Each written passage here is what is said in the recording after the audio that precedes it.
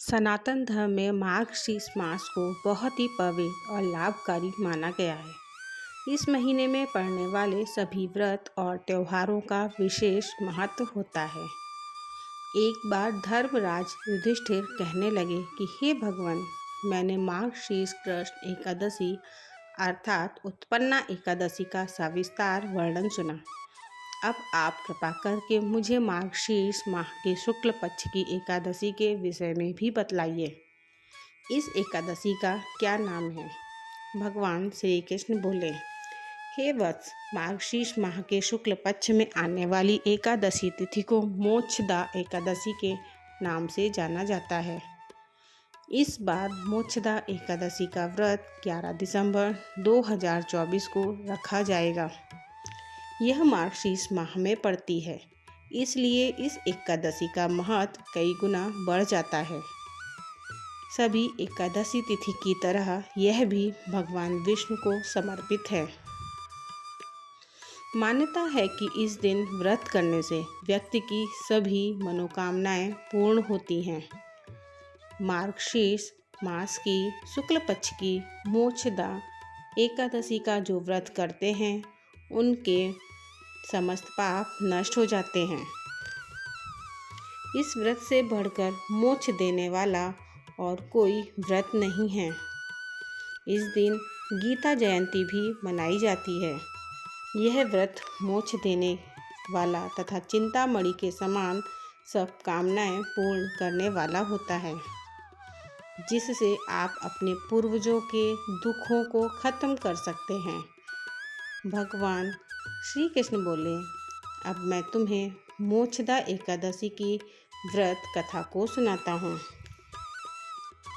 इसे ध्यानपूर्वक श्रवण करो। मोक्षदा एकादशी व्रत कथा। एक राजा था, उसका नाम वैखानस था।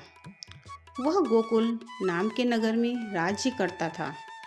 उसके राज्य में चारों वेदों के ज्ञाता ब्राह्मण रहते थे। वह राजा अपनी प्रजा का पुत्रवत पालन करता था। एक बार रात्रि में राजा ने एक स्वप्न देखा कि उसके पिता नरक में यातना झेल रहे हैं। उसे बड़ा आश्चर्य हुआ और वह बहुत दुखी भी हुआ। अतः वह प्रातः अपने राज्य के विद्वान ब्राह्मणों के पास गया और अपना स्वप्न बताया। कहा, मैंने अपने पिता को नरक में कष्ट उठाते देखा है। उन्होंने मुझसे कहा कि हे पुत्र, मैं नरक में पड़ा हुआ हूँ, यहाँ से तुम मुझे मुक्त कराओ। जब से मैंने ये वचन सुने हैं, तब से मैं बहुत बेचैन हूँ।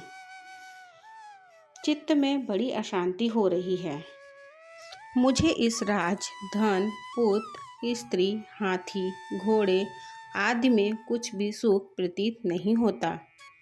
राजा ने कहा, हे ब्राह्मण देवताओं, इस दुख के कारण मेरा सारा शरीर जल रहा है। आप कृपा करके कोई तप, दान, व्रत आदि ऐसा उपाय बताइए जिससे मेरे पिता को मुक्ति मिल जाए। उस पुत्र का जीवन व्यर्थ है जो अपने माता पिता का उद्धार न कर सके। एक उत्तम पुत्र जो अपने माता पिता तथा पूर्वजों का उद्धार करता है, वह 1000 मूर्ख पुत्रों से अच्छा है। जैसे एक चंद्रमा सारे जगत में प्रकाश कर देता है, परंतु हजारों तारे नहीं कर सकते। तब ब्राह्मणों ने कहा, हे राजन, यहाँ पास ही भूत, भविष्य, वर्तमान के ज्ञाता पर्वत ऋषि का आश्रम है, जो एक त्रिकालदर्शी हैं। वो आपकी समस्या का निवारण अवश्य देंगे। ऐसा सुनकर राजा मुनि के आश्रम पर गया। उस आश्रम में अनेक शांत चित्त योगी और मुनि तपस्या कर रहे थे। उसी जगह पर्वत मुनि बैठे थे। राजा ने मुनि को साष्टांग दंडवत किया। मुनि ने राजा से कुशल क्षेम पूछी। राजा ने कहा कि महाराज, आपकी कृपा से मेरे राज्य में सब कुशल है, लेकिन अकस्मात मेरे चित्त में अत्यंत अशांति होने लगी है। ऐसा सुनकर पर्वत मुनि ने आंखें बंद की और भूत विचारने लगे। फिर बोले, हे राजन, मैंने योग के बल से तुम्हारे पिता के कुकर्मों को जान लिया है। उन्होंने पूर्व जन्म में कामातुर होकर एक पत्नी को रति दी, किंतु शौतन के कहने पर दूसरे पत्नी को ऋतुदान मांगने पर भी नहीं दिया। उसी पाप कर्म के कारण तुम्हारे पिता को नरक में जाना पड़ा। तब राजा ने कहा, इसका कोई उपाय बताइए। मुनि बोले, हे राजन, आप मार्गशीर्ष एकादशी का उपवास करें और उस उपवास के पुण्य को अपने पिता को संकल्प कर दें। इसके प्रभाव से आपके पिता की अवश्य नरक से मुक्ति होगी।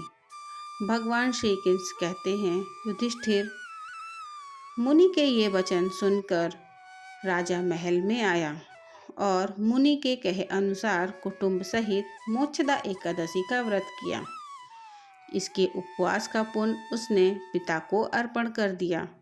इसके प्रभाव से उसके पिता को मुक्ति मिल गई और स्वर्ग में जाते हुए वे पुत्र से कहने लगे, हे पुत्र, तेरा कल्याण हो। यह कहकर वह स्वर्ग चले गए। राजन, जो इस प्रकार मोक्षदा एकादशी का व्रत करता है, उसके समस्त पाप नष्ट हो जाते हैं और मरने के बाद वह मोक्ष को प्राप्त कर लेता है। यह व्रत मोक्ष देने वाला तथा चिंतामणि के समान सभी कामनाएं पूर्ण करने वाला होता है, जिससे आप अपने पूर्वजों के दुखों को खत्म कर सकते हैं। तब धर्मराज युधिष्ठिर ने श्री कृष्ण के बताए अनुसार मोक्षदा एकादशी का व्रत धारण किया। उससे उनके नहीं पितरों को भी मोक्ष प्राप्ति हुई और अंत में धर्मराज युधिष्ठिर भी स्वर्ग लोक को प्राप्त हुए। मोक्षदा एकादशी पर ही भगवान श्री कृष्ण ने अर्जुन को महाभारत के युद्ध के दौरान गीता का उपदेश दिया था। तभी से हर वर्ष मोक्षदा एकादशी पर गीता जयंती का पर्व भी मनाया जाता है। गीता में लिखी गई बातें श्री कृष्ण और अर्जुन के बीच हुए संवाद हैं। ये एकमात्र ऐसा ग्रंथ है जिसकी उत्पत्ति स्वयं श्री कृष्ण के श्रीमुख से हुई है। मोक्षदा एकादशी पर गीता का पाठ करने से सभी कष्टों से मुक्ति मिलती है और घर में सुख संपन्नता आती है। मार्गशीर्ष का महीना भगवान कृष्ण का प्रिय माह है। गीता जयंती पर भगवान विष्णु के अवतार श्री कृष्ण की भी पूजा का विशेष महत्व होता है। गीता पढ़ने के दुर्लभ लाभ। जब हम पहली बार भगवत गीता पढ़ते हैं तो हम एक अंधे व्यक्ति के रूप से पढ़ते हैं। बस इतना ही समझ में आता है कि कौन किसके पिता, कौन किसकी बहन, कौन किसका भाई। बस इससे ज़्यादा कुछ भी समझ में नहीं आता। जब दूसरी बार भगवत गीता पढ़ते हैं तो हमारे मन में सवाल जागते हैं कि उन्होंने ऐसा क्यों किया या उन्होंने वैसा क्यों किया।